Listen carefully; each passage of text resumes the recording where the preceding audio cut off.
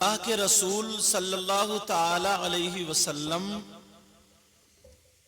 ایک دن میں 100 مرتبہ اللہ کی بارگاہ میں توبہ کرتے تھے۔ کتنی مرتبہ بولو؟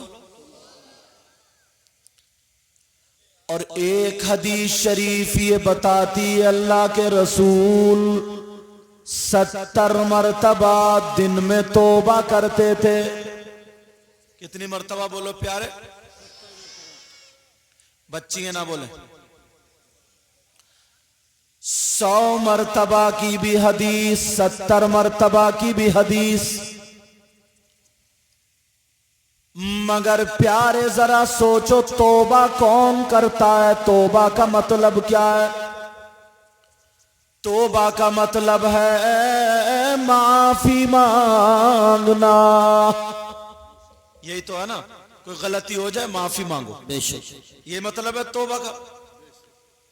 اور اللہ کے رسول جو سارے نبیوں کے سردار ہیں 70 مرتبہ اللہ کی بارگاہ میں معافی مانگتے ہیں، توبہ کرتے ہیں۔ اور توبہ کون کرتا ہے؟ توبہ وہ کرتا ہے جو غلطی کرتا ہے۔ اگر کوئی کہے بھئی تم توبہ بغیر غلطی کی نہیں اور کیا چلو معافی مانگو، تو یہ بات صحیح ہوگی؟ وہ پوچھے گا میری غلطی کیا ہے؟ آملہ کے لال 100 مرتبہ توبہ کرتے ہیں، مگر یہ بھی سنو ہمارے نبی بلکہ سارے انبیاء سر سے لے کر پاؤں تک گناہوں سے پاک ہیں۔ بے شک بے شک حق ہے۔ ہمارے نبی گناہگار نہیں، نبی خطاکار نہیں۔ اگر کوئی نبی کو گناہگار یا خطاکار مانے تو وہ ایماندار نہیں۔ تو نبی گناہگار نہیں، خطاکار نہیں۔ اور حدیث موجود ہے کہ نبی 70 مرتبہ توبہ کرتے ہیں۔ تو تم نے کبھی یہ سوچا یار نبی تو گناہگار نہیں تو پھر توبہ کائے کی؟ پھر توبہ کیوں؟ میری بات سمجھ میں آئی آپ لوگوں کی؟ سمجھ رہے نا؟ جب نبی گناہگار نہیں تو پھر توبہ کیوں؟ اور حدیث بھی غلط نہیں، حدیث بھی صحیح ہے، تو پھر نبی توبہ کیوں کرتے ہیں جب گناہگار نہیں؟ اگر اجازت ہو تو اس حدیث کا مطلب بتاؤں، ایک ایک بات پکڑو اور اس کو حل کرو پھر آگے بڑھو۔ اللہ کے رسول صلی اللہ تعالی علیہ وسلم کی ساری حدیثیں، جتنی بھی حدیثیں، ان میں سے کچھ حدیثیں ایسی ہیں جو نبی کے خود کے لیے نہیں بلکہ امت کی تعلیم کے لیے ہے، تعلیم امت کے لیے ہے، تاکہ امتیوں کو سبق حاصل ہو جائے، تاکہ امتیوں کو راستہ مل جائے۔ میرے نبی کی یہ حدیث بھی تعلیم امت کے لیے ہے۔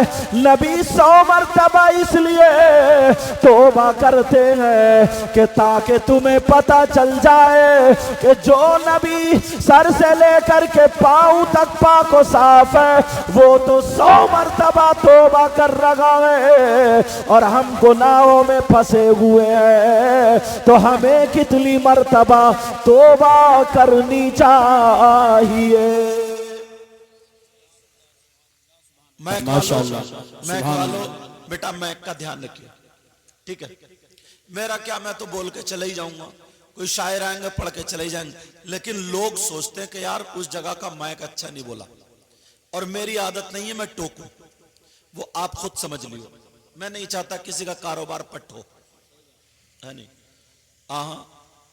کیونکہ لوگ خود کر لیتے ہیں، خود اندازہ لگا لیتے ہیں، اور میں چاہتا ہوں اللہ تمہارے کاروبار میں برکتیں عطا فرمائے۔ اب سنو، نبی 100 مرتبہ توبہ کرتے اس لیے تاکہ میری امت کو توبہ کرنا آ جائے۔ اور اپنا کیا حال ہے؟ ایمانداری سے بتائیو، صبح سے سو کے اٹھ کے چارپائی سے نکل کے شام کو آتے ہو، گھر میں گھستے ہو، ایک آدھ مرتبہ اللہ کی بارگاہ میں توبہ کرتے ہو؟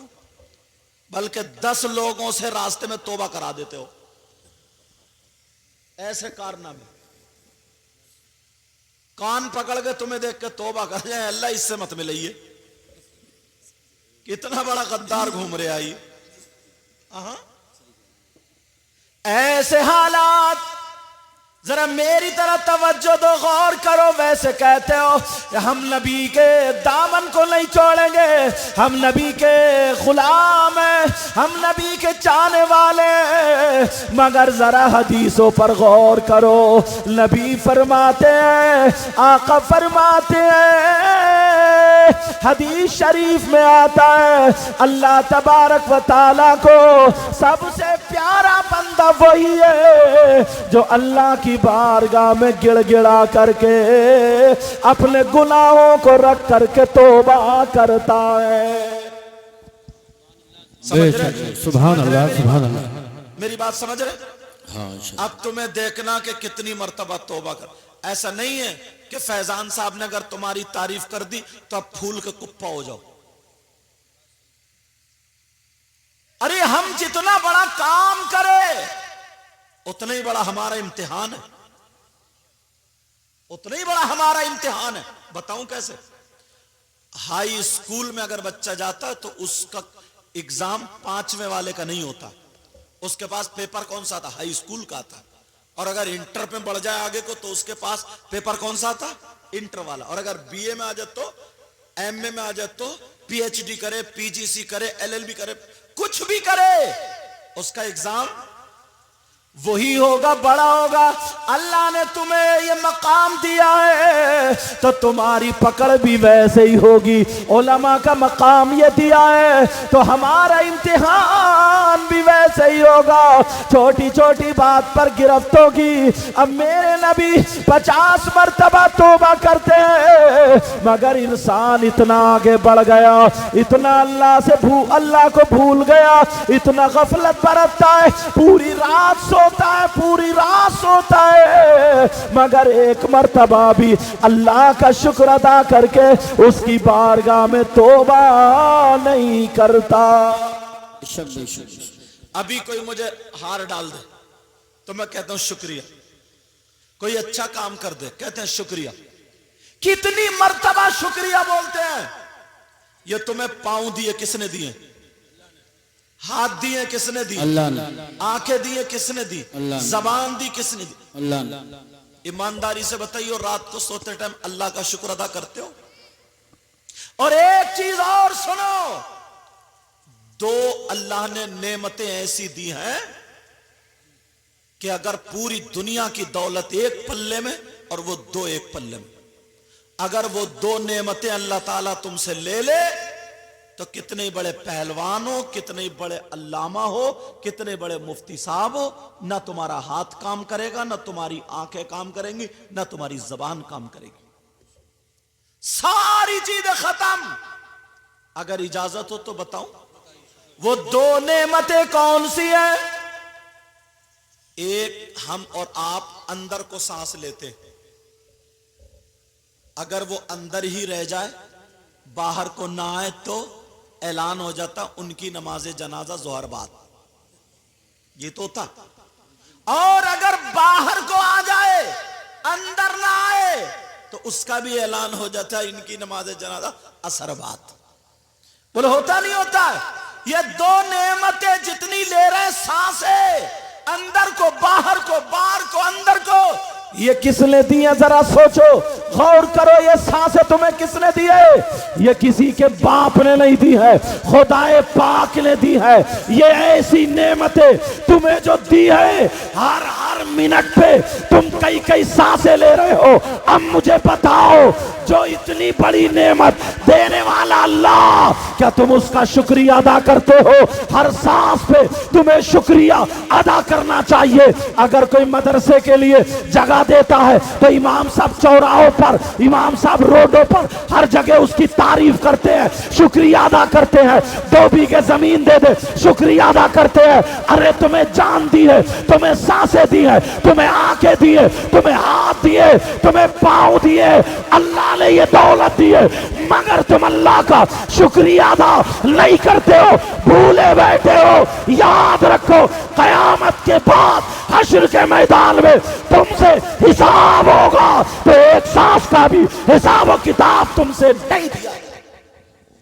بے شک بے شک۔ آج ہم کہہ دیتے، کبھی سوچا اس بات کو؟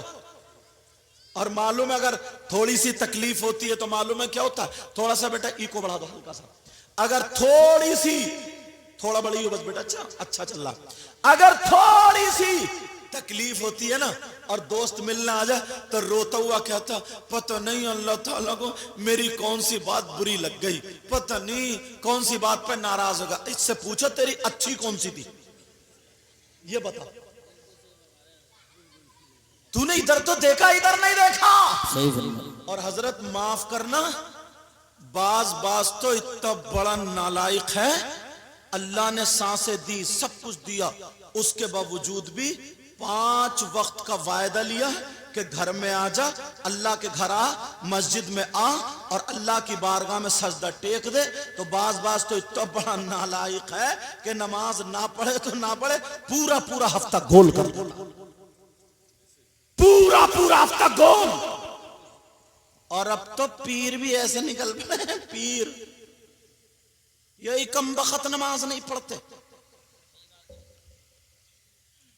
کان کھول کے سن لو، میں ذمہ داری سے بولتا ہوں، اگر غلط بولوں تو پوری دنیا کے مولوی مفتیوں کو بلا لو، ایسے مت سمجھیو میں بھی کہیں جنگل سے اٹھ کے آ گیا ہوں۔ سمجھ میں آ رہی ہے بات؟ پوری ذمہ داری سے، کوئی بڑے پیر صاحب سے بڑا پیر نہیں ہوگا، غریب نواز سے بڑا ہندوستان میں پیر نہیں ہے۔ صابر پاک کو دیکھو، مخدوم کچوچا کو دیکھو، وارث پاک کو دیکھو، حضرت شاہ مدار پاک کو دیکھو، حضرت شامینا کو دیکھو، کسی بھی اللہ والے کو دیکھو، مگر اس کی ایک ٹائم کی نماز نہیں چھوٹی۔ نعرہ تکبیر، نعرہ رسالت، علماء اہل ایک ٹائم کی سنت۔ نماز نہیں چھوٹی۔ حضرت ابو بکر صدیق کو یہ کہہ دیا تھا، ابو بکر صدیق تم جنتی ہو، حضرت عمر تم جنتی ہو، عثمان تم جنتی ہو، مولا علی تم جنتی ہو، طلحہ تم جنتی ہو، زبیر تو، کس نے کہا تھا یہ؟ نبی نے کہا تھا۔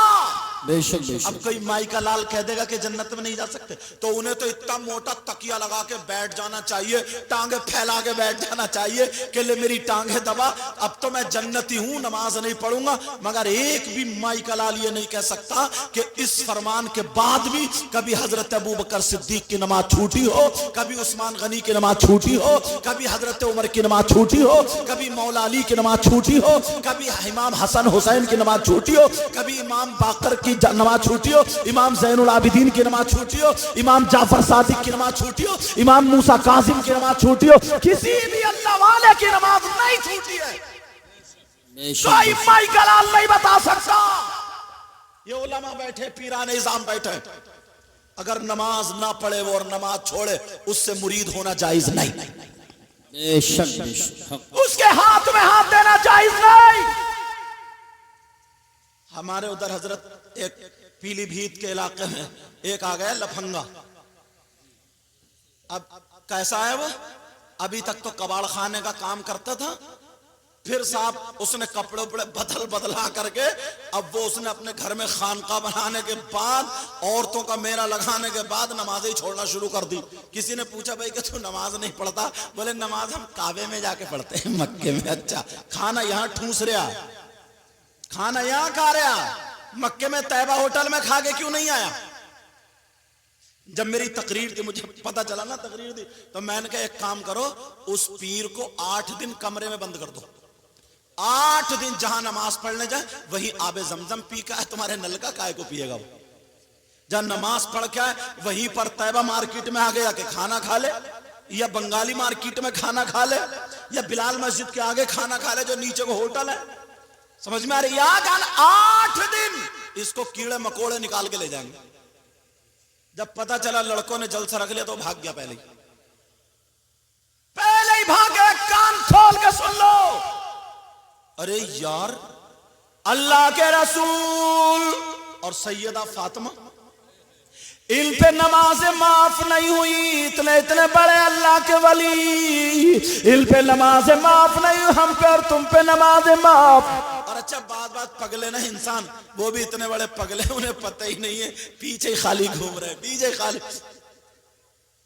کچھ لوگ سفلی عمل سیکھاتے ہیں, یہ بھی تھوڑی پول کھولو, توجہ رکھنا میری طرف. سفلی عمل سیکھ کے آئے اور اس نے کہا اچھا, بولے میاں, بولے ہاں, بولے میں بریانی کھانا چاہ رہا ہوں. بولے اچھا, بولے بھگونا دھو. بھگونا دھویا, بولے ہلایا, بولے لے میرا کپڑا ڈھک دے. اور کپڑا ڈھک کے نے پھونکا, چوکی پڑ کے پھونکی, وہ بریانی سے بھگونا بھر گیا. بولے کھاؤ. 4-5 لوگوں نے جب دیکھا, بولے یار یہ تو پہنچا ہوا ولی ہے, یہ پہنچا ہوا میاں. بولے نماز نہیں پڑھتے. بولے ہمیں کوئی پتہ نہیں بھائی صاحب, یہ تو پہنچا ہوا, یہی جانے کہ کیوں نہیں پڑھتے. بولے یہ پہنچا ہوا ولی ہے. بولے کیوں, ہم نے کرامت دیکھی. کرامت میں تمہیں بتاؤں. پہلے تم نے دیکھا ہوگا چوراہوں پہ کیا ہوتا تھا. چوراہوں پہ بندر نچائے جاتے تھے, ڈگڈگی لے کے کھیل تماشا کرنے والے باجوگر آتے تھے, نہیں آتے تھے بولو. یہ سارے لوگ سانپ اور لکڑی اور یہ ساری چیزیں لے کے آتے تھے. وہ 1 روپے کے 2 روپے بنا دیا کرتا تھا, نہیں دیکھا تم نے. منہ میں سے کاغذ نکالا کرتا تھا, تمہاری جیب میں کتنے پیسے ہیں یہ بتا دیا کرتا تھا, مٹھائی برسایا کرتا تھا. سرکس جا کر کے دیکھو, وہ تو گردن کاٹ دیتا اور لاش کو اوپر اٹھا لیتا, صندوق میں بند کر دیتا, وہ باہر کو لڑکی نکل کے چلی آتی. یہ سب نہیں دیکھا. ارے بولتے کیوں نہیں.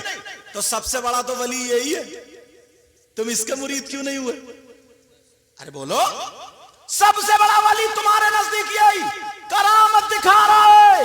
لیکن مسلمانوں سنو, تمہارا مذہب اتنا کچا نہیں ہے. تمہارا مذہب سچا ہے, تمہارا دین سچا ہے, تمہارا اسلام سچا ہے. تمہیں وہی اپنانا ہے جس کو غریب نواز نے اپنایا تھا. تمہیں وہی اپنانا ہے جس کو صابر پاک نے اپنایا تھا. تمہیں وہی اپنانا ہے جس کو نظام الدین نے اپنایا تھا. تم کو وہی اپنانا ہے جن کو وارث پاک نے اپنایا تھا. تم کو وہی اپنانا ہے جن کو مخدوم کچوچا نے اپنایا تھا. سارے ولیوں نے اپنایا تھا.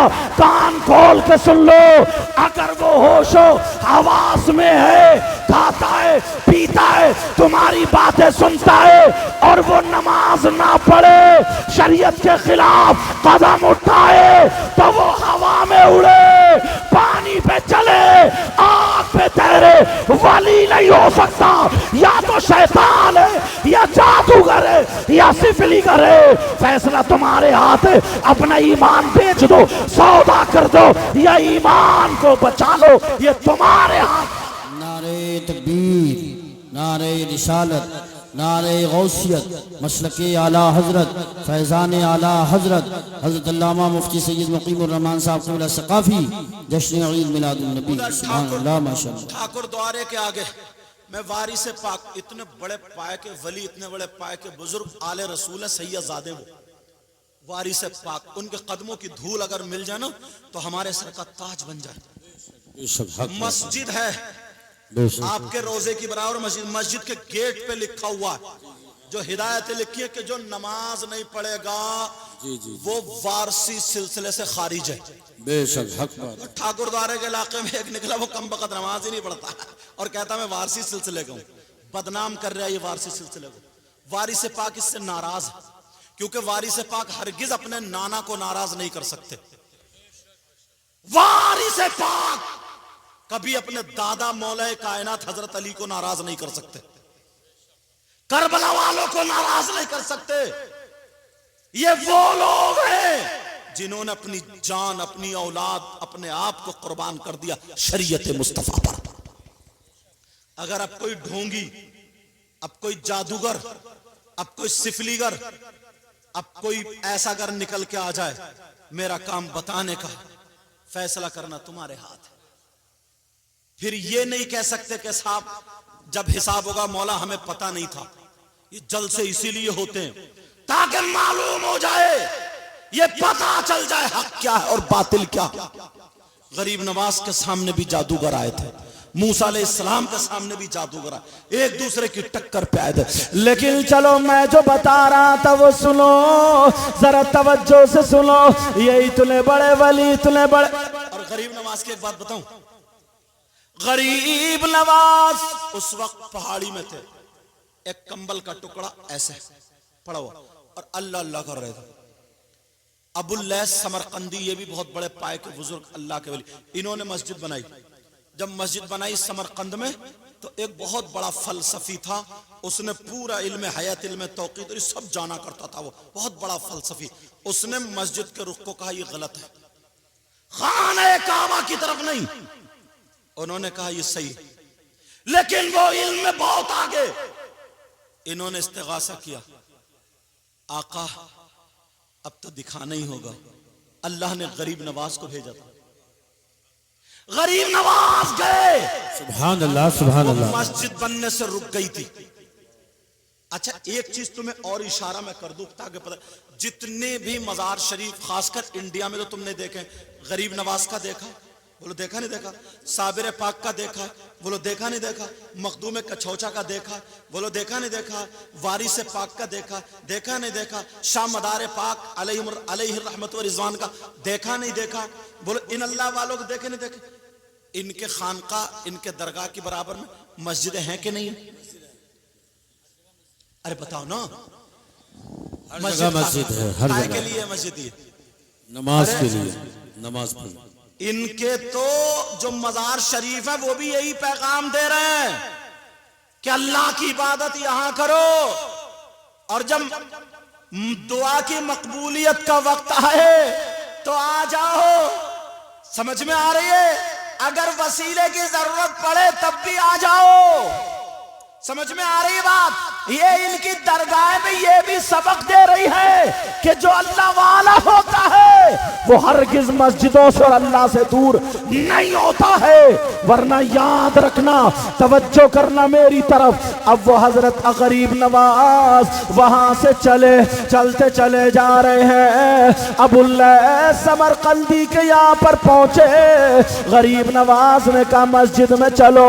آقا نے بتا دیا تھا خواب میں، اے معین الدین حسن ایسا کرو، وہ مسجد کا رخ بتا دو، اگر ضرورت پڑے تو دکھا دو.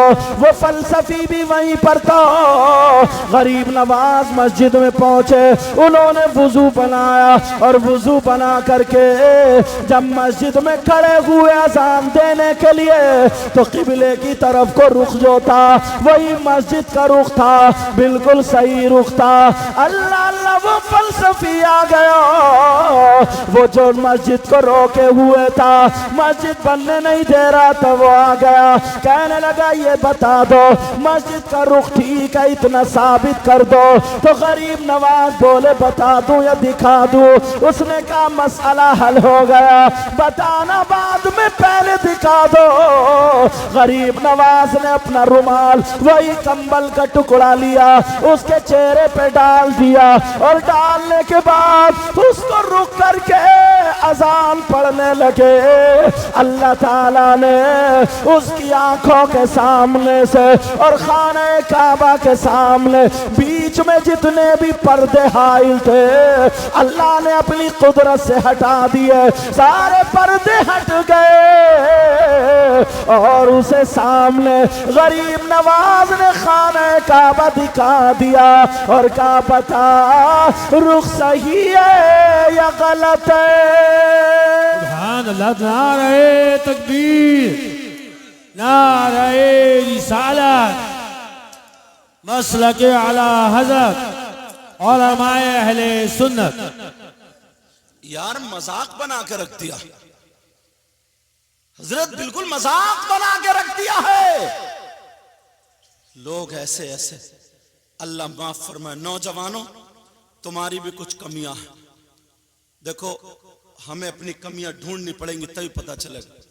ابھی حضرت 12ویں شریف کا موقع نکلا، کتنا پیارا، کتنا شاندار، کتنا خوبصورت جلوس ہوتا ہے. جلوس محمدی سے خوبصورت اور اچھا اور نورانی اور بہتر کوئی جلوس ہو ہی نہیں سکتا. یہ میرے آقا کا جلوس ہے. مگر یہ نوجوان جب جلوس لے کر کے چلتے، کیوں؟ ان کے دل میں جو ہے نا ابھی سرکار کی محبت بیٹھی نہیں. یہ جب جلوس میں جاتے ہیں چلتے چلتے ایک دوسرے کو چھیڑ رہے ہیں, اور جیسے ہی نکلے بستی سے چھت پہ دیکھا عورتیں کھڑی ہیں, چھت پہ دیکھا لڑکی کھڑی ہیں, چھت پہ دیکھا ماں بہنیں کھڑی ہیں, اور ان نوجوانوں کو کودنے دو. اب اتنا کودتے ہیں, اتنی زور زور سے نعرے لگاتے ہیں, ایک دوسرے کو پر گرتے ہیں, اتنا چیختے, اتنا چلاتے کہ نعرے تکبیر, نعرے رسالت, تاکہ اس ماں بہن کی نظر ہم پہ پڑ جائے. اب مجھے ایمانداری سے اتنا بتا دو, سینے پہ ہاتھ رکھ کے, کہ یہ نبی کی محبت میں کود رہے ہیں یا ان کی رگوں میں شیطان دوڑ رہا ہے؟ اب تم خود فیصلہ کرو, بتاؤ. یہ شیطان دوڑ رہا ہے, شیطان. پھر لوگ کہتے ہیں کہ صاحب تماشا بنا دیا, ہمیں یہ چیزوں کو چھانٹنا پڑے گا. لوگ انگلیاں اٹھاتے ہیں. آج کلپیں آ رہی ہیں بن بن کے کلپیں, مزار پہ عورتوں نے یہ اپنے بال کھولے اور خوب جھوم جھوم کے اور مزار پہ ماتھا ٹیکے ہوئے, تو فوراً اتنی کلپ بنا لی. دیکھو سنیوں میں کیا ہو رہا ہے, اور